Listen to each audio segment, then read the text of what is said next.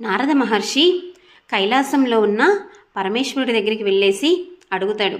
ఏమనంటే, పరమేశ్వర, భూలోకంలో ప్రజలెందుకు రకరకాలుగా ఉన్నారు, అందరూ ఒకేలాగా పుట్టించవచ్చు కదా అంటారు. అప్పుడు పరమేశ్వరుడు, నారద, మనుషులందరూ కూడా వాళ్ళ కర్మానుసారమే భూలోకంలో జీవిస్తున్నారు అని చెప్తాడు.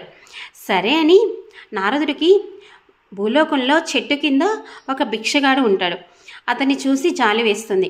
అతని దగ్గరికి వెళ్ళేసి 5 బంగారు నాణాలను ఇచ్చి, రేపటి నుంచి నువ్వు భిక్షం ఎత్తుకోవద్దు, ఏదైనా పని చేసుకొని బ్రతుకు అని చెప్తాడు. సరే అని అతని ఇచ్చిన ఆ బంగారు నాణాల్ని సంచిలో వేసుకునే లోపే ఒక దొంగ వచ్చేసి ఆ బంగారు నాణాల్ని దొంగిలిచ్చేస్తాడు. సరే, చేసేది ఏమీ లేక మరుసటి రోజు కూడా భిక్షం ఎత్తుకుంటూనే ఉంటాడు. అయితే నారద మహర్షి వచ్చి చూస్తాడు. అయితే వచ్చి అడుగుతాడు, ఎందుకు మళ్ళీ ఇలా భిక్షం ఎత్తుకుంటున్నావు అని జరిగిన విషయం చెప్తాడు. అయితే ఈసారి నారద మహర్షి విలువైనటువంటి వజ్రాన్ని ఇస్తాడు. అయితే ఈ వజ్రంతో నువ్వు ఏదైనా వ్యాపారం చేసుకో అని చెప్తాడు.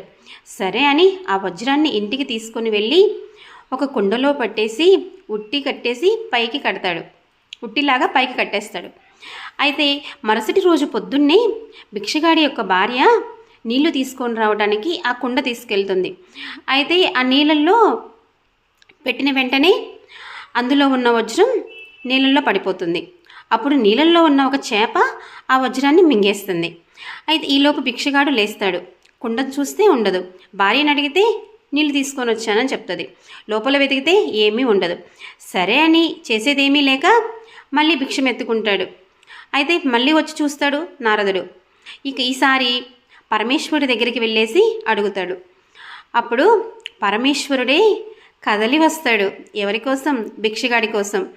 వచ్చి అతనికి 5 వెండి నాణ్యాలని ఇస్తాడు. అయితే ఈలోపు అటువైపుగా ఒక చేపలమ్మే అతను వెళ్తూ ఉంటాడు. ఒక బుట్టలో ఒక చేప మాత్రం కొన ప్రాణంతో ఉంటుంది. అయితే అది భిక్షగాడు చూస్తాడు. ఆ చేపలమ్మే అతనికి ఒక వెండి నాణ్యాన్ని ఇచ్చి ఆ చేపను కొనుక్కుంటాడు భిక్షగాడు. అయితే ఆ చేపను తీసుకొచ్చేసి వెంటనే నీళ్ళల్లో వేస్తాడు. అతను నీళ్ళల్లో వేసిన వెంటనే ఆ చేప నిన్న మింగిన వజ్రాన్ని బయటికి ఇస్తుంది. దొరికేసింది అని చెప్పేసి భిక్షగాడు గట్టిగా అరుస్తాడు. అటుగా వెళ్తున్న దొంగ, గట్టిగా అరవకయ్యా, అందరూ చూస్తే ఊళ్ళో వాళ్ళు నన్ను కొడతారు అని చెప్పేసి నీ బంగారు నాణాలు నీకు ఇస్తానులే అని చెప్పేసి ఆ బంగారు నాణాల్ని భిక్షగాడికి ఇచ్చేసి వెళ్ళిపోతాడు. సరే, ఈ కథ వల్ల మనం నేర్చుకోవాల్సింది ఏంటంటే, మనకున్న దాంట్లో మనం ఎదుటి వారికి సహాయం చేస్తే మనం సంతోషంగా ఉంటాం. ఏమంటారు? సర్వం శ్రీకృష్ణార్పణమస్తు.